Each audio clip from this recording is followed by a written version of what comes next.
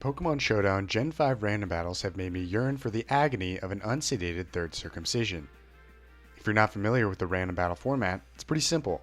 Both you and your opponent are given a team of 6 randomons from that generation preloaded with competitively viable movesets. It's a nice change of pace, and it can add some spice and variety to the potential staleness and monotony of competitive VGC battling, which is often constrained by a fairly limited meta. I also have a deep-seated fear that playing VGC will expose my incapacity for perspective planning and critical thought, as well as my generally below-average intellect. Anyways, I specifically love Gen 5 random battles. I think Pokemon Black and White really are amazing games that made just innovative strides with regard to both story and Pokemon design. Shut the fuck up about the goddamn ice cream cone, okay? Even Michael Jordan threw some air balls. That said, Gen 5 random battles have probably elevated my cortisol levels to that of a Nigerian teenager experiencing his midlife crisis. And that's because of a lot of abusable gimmicks and bullshit categories of Pokemon that just honestly plague the format. And that'll be the focal point of this video. The first category of dickheads are the toxic stall Pokemon that are harder to get rid of than my ex-wife. This strategy is certainly not complicated. You slap Toxic on a stupid tanky Pokemon that has access to recovery moves, and your opponent can do nothing but hit you with a wet noodle while you sit there and stroke your own wet noodle. The source of this issue is the fact that way too many Pokemon are allowed to learn the TM Toxic. In fact, nearly every Pokemon can learn it in Gen 5.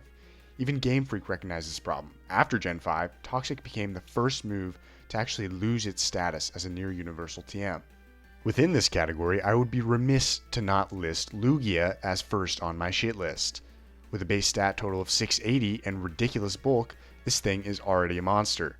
But with Toxic, Roost, Aeroblast, and Substitute, it becomes total bullshit. Sometimes Calm Mind will be thrown in there, cause fuck you, you don't deserve happiness. Add in its ability Multiscale, and I collapse from a stress-induced aneurysm. If you're not familiar with this ability, basically it reduces the damage you take from moves by half when you're at maximum HP. This means it doesn't matter if you're hit with a Choice Specs Thunderbolt directly from fucking Zeus, Lugia isn't dropping below half. And because Lugia will never drop below half, it can use Roost to simply refill its HP bar, activating Multiscale once again. You also won't be able to poison or status Lugia yourself because it has Substitute. So, with all that in mind, if Lugia is given one turn to land a Toxic, you are doomed, you will be stalled for eternity, and it would be more enjoyable to have Dwayne "The Rock" Johnson stomp on your nuts wearing clogs rather than play out the rest of the game. For some other examples, Alomomola with its absurd 165 base HP stat often runs Wish, Toxic, Scald, and Protect, and sits there smiling like a dickhead while it watches your poisoned body wither away. Tropius, perhaps surprisingly, is also an incredible nuisance. As you'd expect, it runs Toxic, but also Leech Seeds, Substitute, and Protect.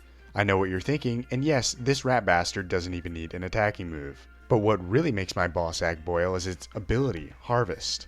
Tropius in this format will always hold a Citrus Berry, and on its own that's fine, no big deal. But with Harvest, once the Pokemon has consumed its berry, there's a 50% chance every turn afterwards that it will have this berry restored again. In practice, basically every time this dickhead drops below 50% HP, he will heal 30% of his HP back. If allowed to set up a Leech Seed or Substitute, you will lose your sanity faster than I lost my kids in the divorce. The next category of Pokemon that raise my blood pressure are the Shell Smash users. If you don't know, Shell Smash is a move that doubles your attack, special attack, and speed in exchange for dropping your defenses. But if you hold the item White Herb, you can have these defense drops immediately removed. So basically, in a single move, a Shell Smash user becomes both ridiculously fast and absurdly powerful, capable of one-shotting anything that doesn't resist it. Now, admittedly, the Pokemon that use Shell Smash in this format aren't really standouts, the most notable being Caracasa, Crustle, Gorbis, and Cloyster, some solid C-listers if we're being honest.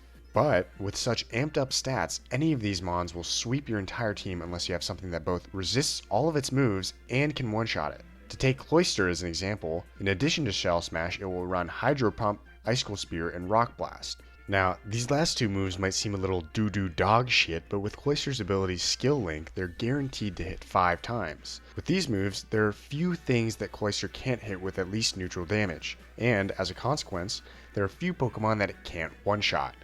So yeah, Shell Smash White Herb really butters my egg roll, and I would have never anticipated that Gorbis would be the source of my recurring nightmares. Now, of course, I saved the biggest cock gobblers for last, and those are the Serene Grace Pokemon, though they are neither serene nor graceful. The main culprits here are Togekiss, Shaman Sky, Jirachi, and Dunsparce. Yes, you heard me correctly, fucking Dunsparce. Once again, our theme of absurdly broken abilities continues. Serene Grace doubles the chance of secondary effects from moves, which I'd say is maybe the most broken ability in the entire franchise. Tragically, these 4 Pokemon that get Serene Grace are also united by their access to paralysis and flinching moves. I'm sure you can see where I'm going with this. Let's take Togekiss as our starting example, which has been graciously gifted the move Air Slash.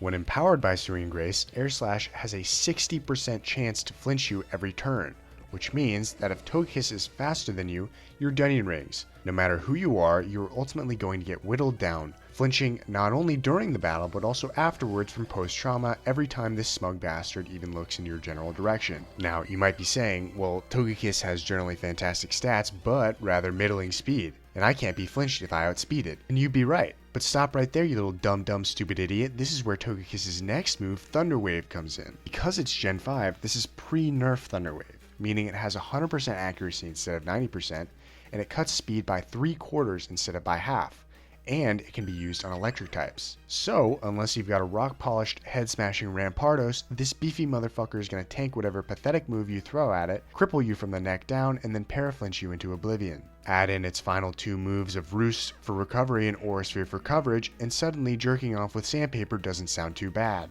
Dunsparce, however, is the truest testament to the absurdity that is Serene Grace. Dunsparce, with its measly 415 base stat total, has solo carried me to victory on countless occasions, even high on the ladder. Dunsparce will run Glare, Headbutt, Coil, and finally either Bite or Rock Slide. With these tools at its disposal, Dunsparce will paralyze you with its soulless eyes, then bash your head in repeatedly, maybe with a few kinky bites along the way. In just a few turns, you'll start to daydream about the sweet relief of a lobotomy.